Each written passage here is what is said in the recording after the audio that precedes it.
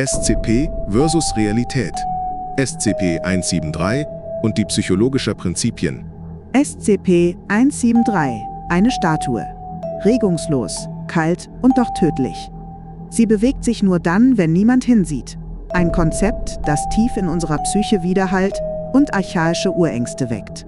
Schon seit der Menschheit sind wir darauf programmiert, Gefahren mit unseren Augen wahrzunehmen. Jede Bewegung, jede Veränderung in unserer Umgebung wird von unserem Gehirn verarbeitet, um schnelle Reaktionen zu ermöglichen. SCP-173 jedoch untergräbt dieses Prinzip. Die Bedrohung tritt genau dann ein, wenn wir nicht hinschauen.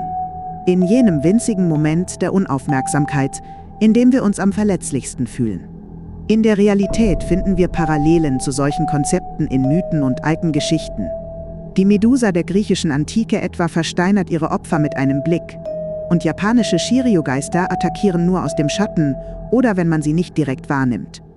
Diese Erzählungen bedienen das gleiche psychologische Prinzip. Das Unbekannte ist gefährlich, besonders wenn wir es nicht beobachten können. SCP-173 ist eine moderne Adaption dieser Urängste. Ein Beispiel dafür, wie alte Konzepte der Bedrohung in der Gegenwart auf neue, unmittelbare Weise umgesetzt werden können. Psychologisch betrachtet trifft SCP-173 genau dort, wo wir besonders empfindlich sind.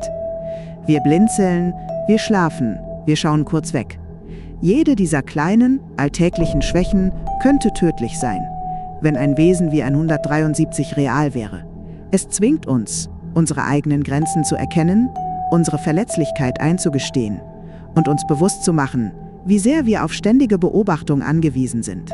Die Faszination an SCP-173 liegt in seiner simplen, puren Bedrohung.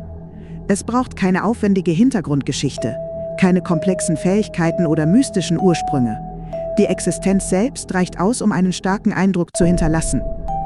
Es ist diese Klarheit, die reine Präsenz einer unaufhaltsamen, unsichtbar agierenden Gefahr, die SCP-173 zu einer der bekanntesten und einprägsamsten Anomalien der Foundation macht. Abschließend zeigt SCP-173, wie nah Fiktion und Realität beieinander liegen können. Durch die Kombination archaischer Angstmuster, psychologischer Prinzipien und simpler physischer Präsenz wird eine Bedrohung geschaffen, die jederzeit plausibel erscheint und uns zwingt, über unsere eigenen Wahrnehmungslücken und unsere Schutzmechanismen nachzudenken.